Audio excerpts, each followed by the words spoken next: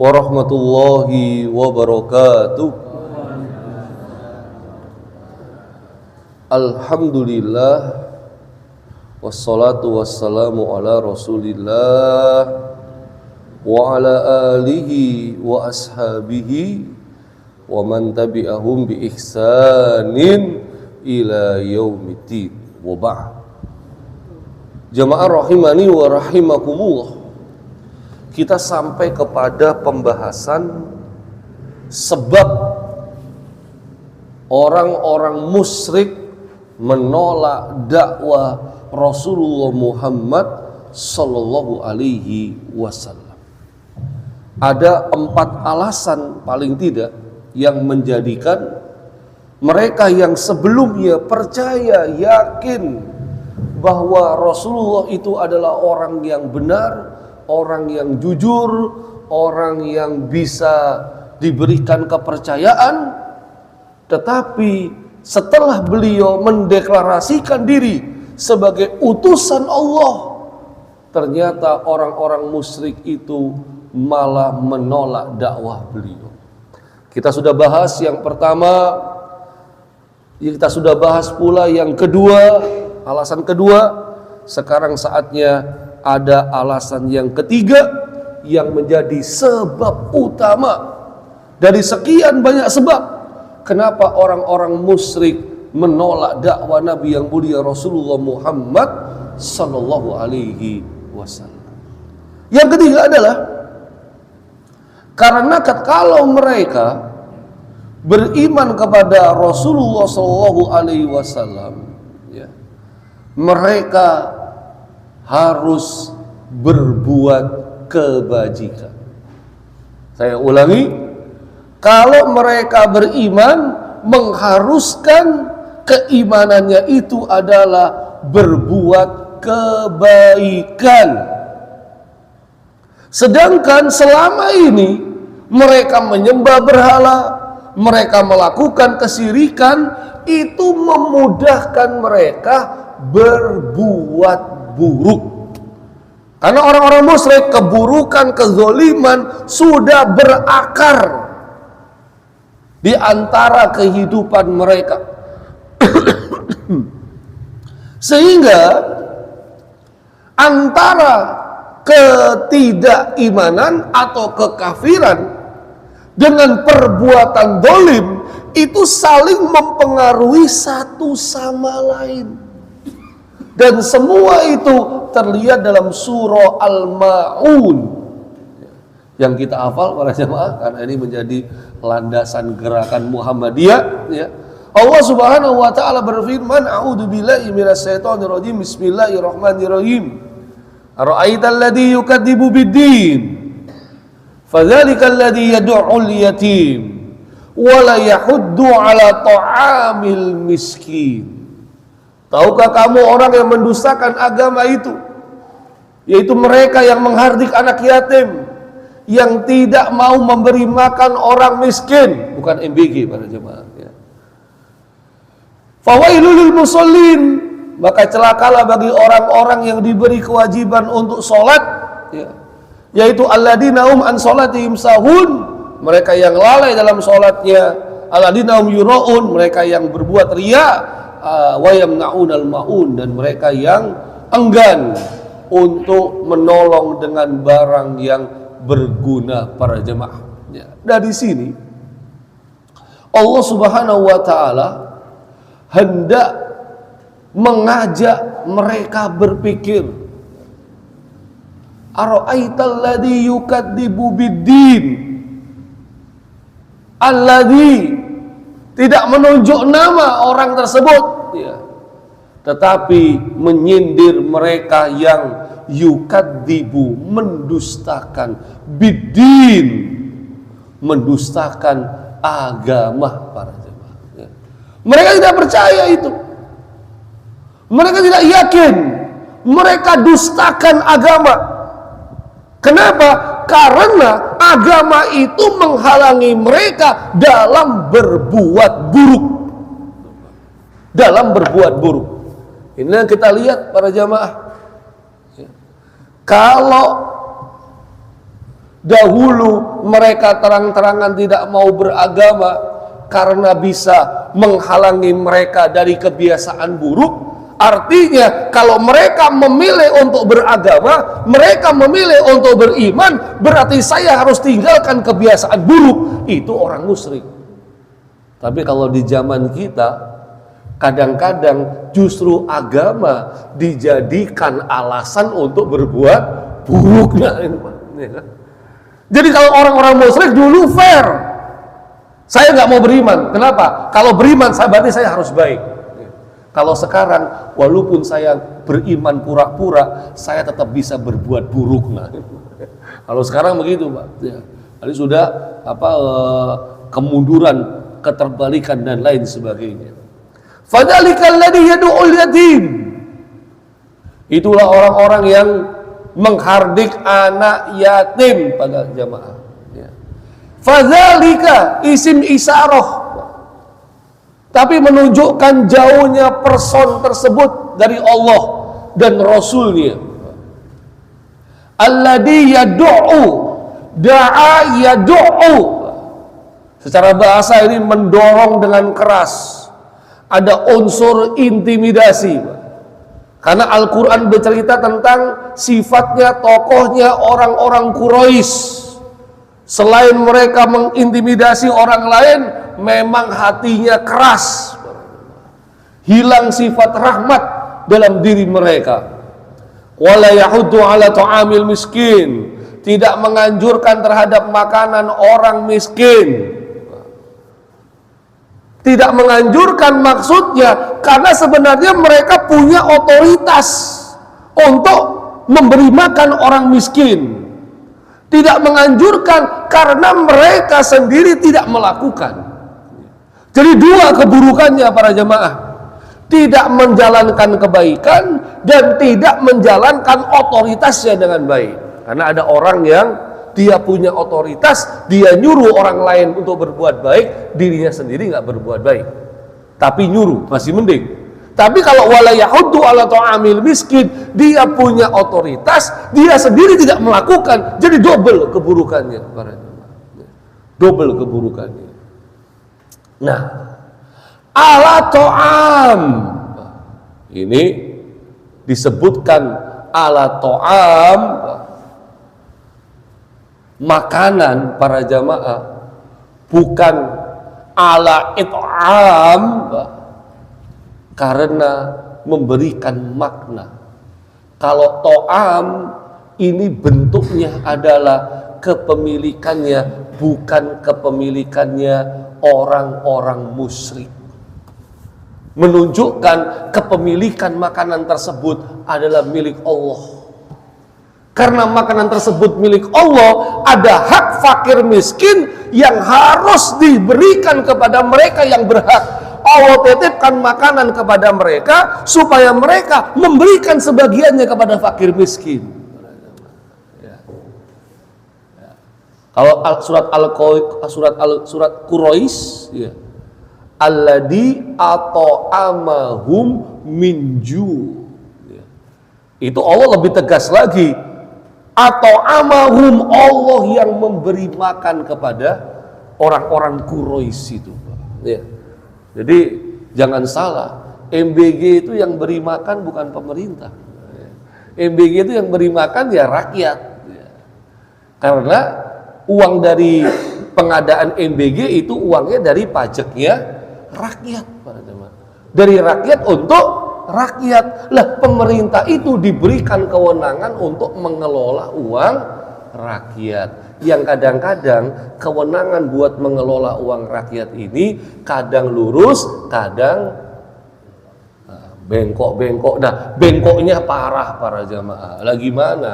Lah korupsinya sehari 1 miliar, sebulan 1 triliun para jamaah, ya kan? Makanya ada kasus Jampitsus ini, jaksa pidana muda tindakan khusus ya, pidana muda khusus yang nyimpen ketemu emas berapa itu? 74 kilogram, wah ya. Yang dihitung-hitung senilai 200 miliar para jamaah. Kita kayaknya rasanya Biasa aja, Pak. Karena sudah biasa yang korupsi itu triliun, Pak. Ya. Jadi miliar ini biasa.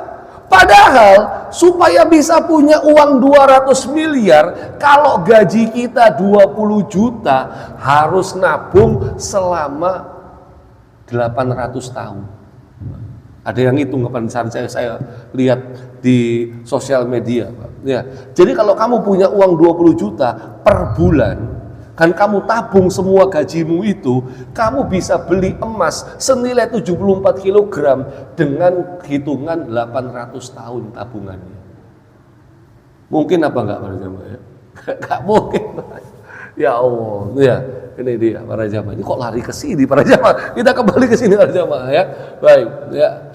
Jadi al-miskin, Pak, ini bentuk tunggal. Karena kalau bentuk jamaknya al-masakin. Ya. Kenapa Allah sebut wala yahuddu ala ta'amil miskin? Menunjukkan orang Quraisy ini satu orang miskin saja dia nggak mau ngasih makan, Pak. Satu orang miskin aja dia nggak mau ngasih makan. Gitu.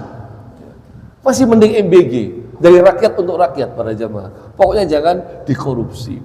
Fawailul lil musallin, maka kecelakaanlah bagi orang-orang yang sholat, ya, orang yang lalai dari sholatnya, orang yang ria para jamaah. Ya ini kalau kita cek ya, lalai sholat itu ya kadang sholat kadang enggak, menggampangkan sholat dalam kehidupan sehari-hari, atau sholatnya cepet-cepet gitulah para jamaah. Padahal kita tahu urusan sholat itu harus didahulukan daripada urusan hidup dan mati para jemaah.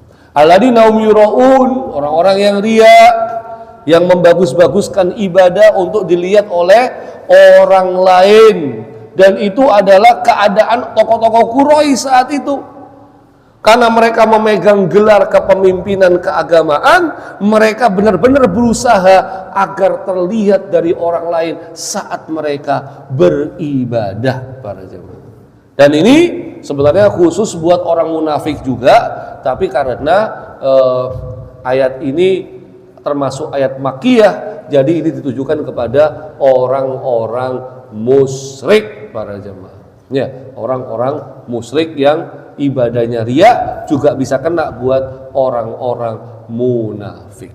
Wa yamna'unal ma'un, yang terakhir, dan enggan menolong dengan barang berguna. Al-ma'un itu maknanya adalah sesuatu yang sedikit namun berguna.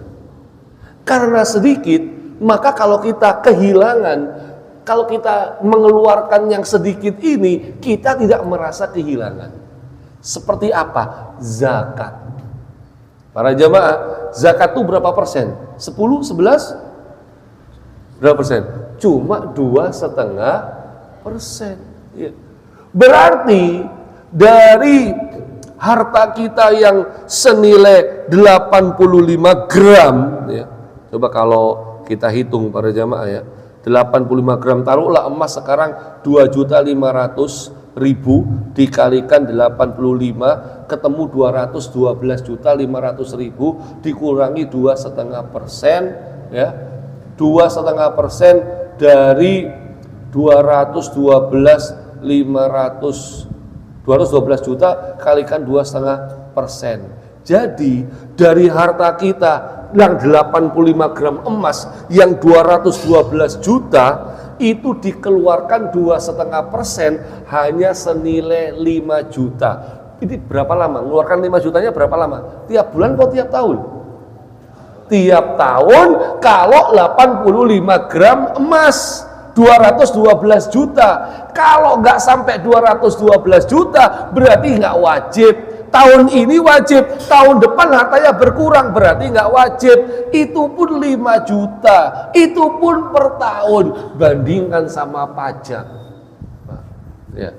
Ada limitnya nggak pajak?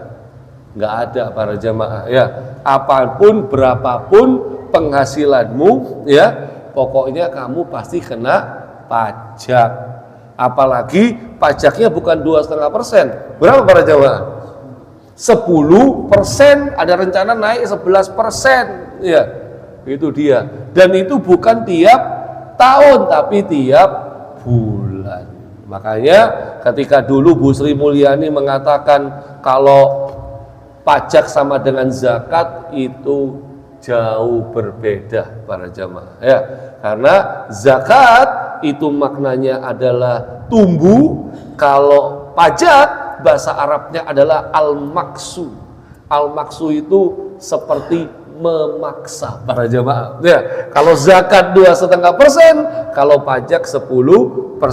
Zakat tiap tahun ada nisabnya, kalau pajak itu tiap bulan, kalau pajak penghasilan. Tapi kalau pajak makanan para jamaah itu bisa setiap kali makan kita kena pajak ya. Kalau pajak kendaraan ketika beli kita juga sudah kena pajaknya. Bahkan ketika kita kalau pajak motor itu tiap tahun atau sekali beli aja? Sekali beli para jamaah. Jadi pajak kendaraan itu sekali beli udah nggak dapat pajak-pajak lagi para jamaah ya, nggak tiap tahun. Itu kalau di Malaysia para jamaah ya kan. Kalau di Malaysia sekali aja Pak ya, tapi kalau di negeri kita tiap tahun. Maka dari sini beda antara pajak dengan zakat, tapi jangan lupa kita tetap harus bayar pajak Pak. Walaupun sekarang sudah muncul gerakan anti bayar pajak di sosial media karena mereka nggak ridho pajaknya dikorupsi. Itu para jamaah ya, mereka nggak ridho. Tapi kalau saya tetap menganjurkan, walaupun saya bukan karyawan pajak dan saya juga bayar pajak ditunda-tunda para jamaah ya kalau kendaraan, tapi tetap mari kita terus bayar pajak karena negara kita punya banyak program, salah satunya adalah MBG sama KDMP, Koperasi Desa Merah Putih. Banyak udah ngelihat para jamaah, udah banyak lihat ya, bangunannya udah banyak lihat kan di mana-mana ya, tapi udah buka belum? Banyak yang belum buka para jamaah ya, tapi tetap mari kita dukung. Mudah-mudahan pemerintah lagi rame ini para jamaah ya, ada polisi lawan TNI, mudah-mudahan ada solusi yang terbaik. Pokoknya yang jahat harus diadili, setuju para jamaah ya, jangan ditutup-tutupi, jangan dibela ya. Semua harus berpihak kepada rakyat banyak. Oh, baik, kenapa kita bahas politik lagi? Para jamaah kita kembali. Inilah kenapa wa yamnaun al-maun. Al-maun itu sedikit. Maksudnya karena sedikit dikeluarkan itu nggak merasa kehilangan. Nah, orang-orang musyrik karena hati mereka keras, walaupun sedikit mereka nggak mau mengeluarkan. Itulah namanya orang pelit para jamaah ya. Jadi kalau kita bayar zakat, kita pasti mudah mengeluarkan karena sedikit. Jangan sampai kita kayak orang musyrik ya. Tapi kalau kita bayar pajak, nah ini ada rasa kepaksa atau gimana para jamaah ya. Nah, kenapa mereka menolak untuk beriman kepada Rasulullah SAW? Karena iman mewajibkan mereka meninggalkan kezoliman. Iman mewajibkan mereka untuk melakukan kebaikan. Iman mewajibkan mereka untuk konsekuensinya hanya menyembah Allah Subhanahu wa ta'ala. Inilah yang orang-orang musyrik tidak mau karena mereka belum siap untuk lepas dari perbuatan-perbuatan buruk dan perbuatan-perbuatan dolim mereka. Inilah alasan yang nomor 3. Alasan yang nomor 4 insya Allah di pertemuan berikutnya. Mudah-mudahan Allah Subhanahu wa ta'ala kokohkan iman kita sampai akhir hayat hidup kita, hingga kemudian kita bisa mendapatkan syafaat Nabi yang mulia Rasulullah Muhammad sallallahu alaihi wasallam. Nasrun minallah wa fathun qarib wa basyiril mu'minin wa lakum minkum. Wassalamualaikum warahmatullahi wabarakatuh.